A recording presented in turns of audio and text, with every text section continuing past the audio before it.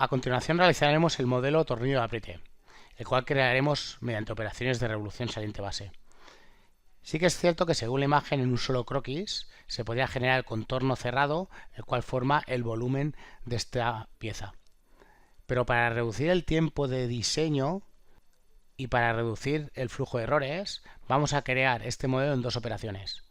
La primera será una operación de revolución saliente base con un croquis más sencillo, sin la cara cónica, con el objetivo de reducir el número de dimensiones y el número de relaciones.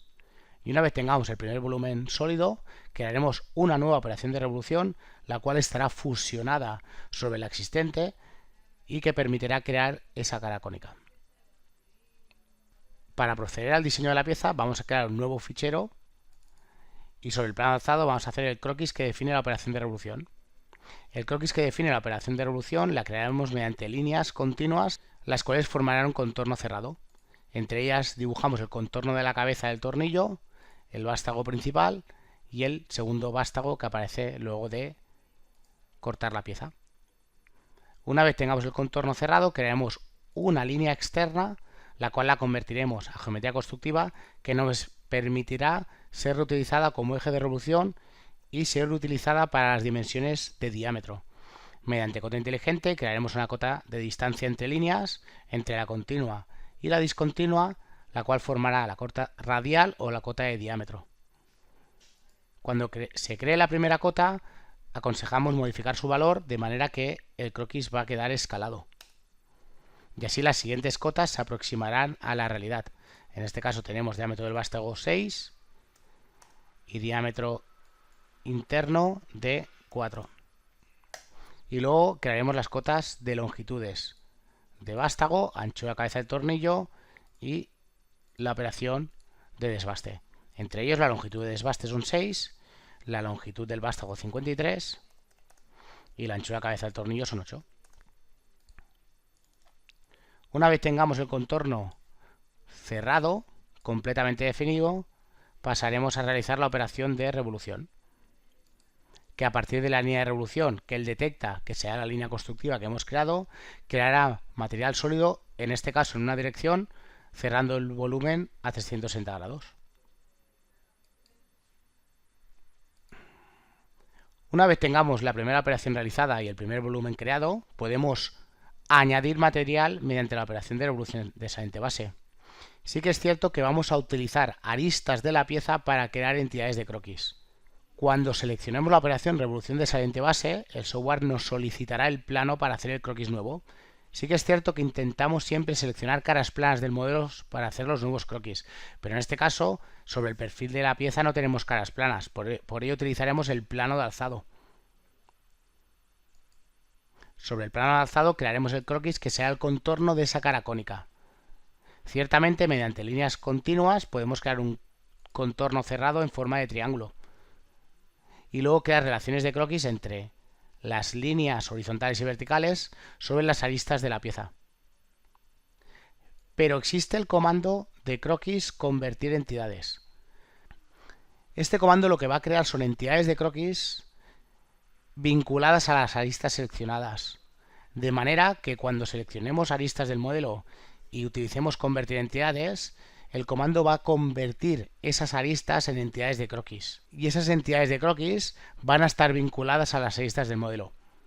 Eso quiere decir que si cambiamos el diseño de la pieza, esas aristas se van a modificar automáticamente.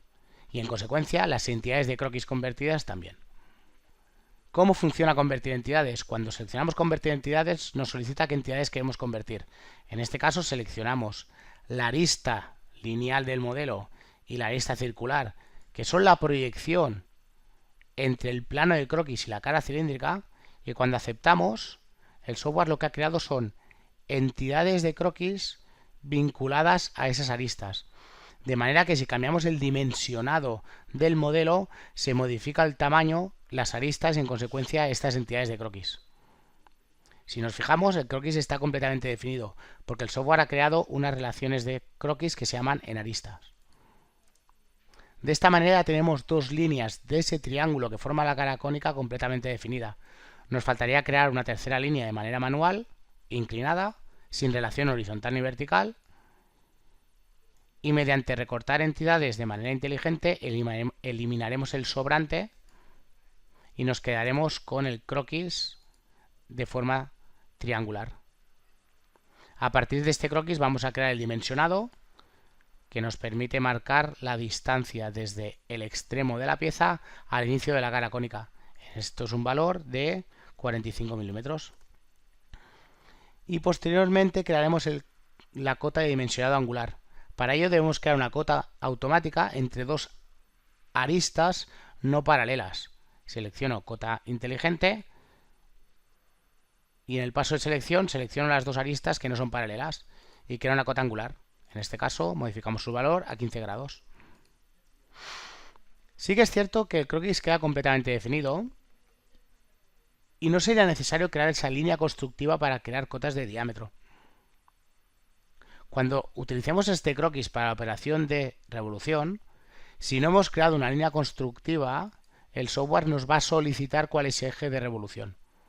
Claro, ciertamente ninguna entidad de croquis creada es el eje de revolución. No podemos seleccionar ninguna entidad de ellas. Bien, tenemos la opción de editar el croquis y crear una línea constructiva. Y así cuando salgamos de ese croquis y lo utilicemos para la operación de revolución, automáticamente detectará esa línea constructiva tal como hemos hecho hasta ahora. Pero ciertamente el software tiene ejes temporales. Los ejes temporales están ocultos de manera predeterminada y se crean cuando existen caras cilíndricas. Y ese eje temporal puede ser seleccionado para la operación de revolución. A continuación, cuando aceptemos la operación, habrá creado un solo modelo sólido, de manera que esta operación ha quedado fusionada sobre la anterior. Eso es debido a que tenemos una opción dentro de la operación de revolución que indica fusionar el resultado. Todas las aristas del croquis de esta operación quedarán fusionadas sobre el volumen de la pieza siempre que toque ese volumen. Al aceptar, ya tendremos el contorno cerrado, de manera que simplemente nos faltaría guardar el modelo.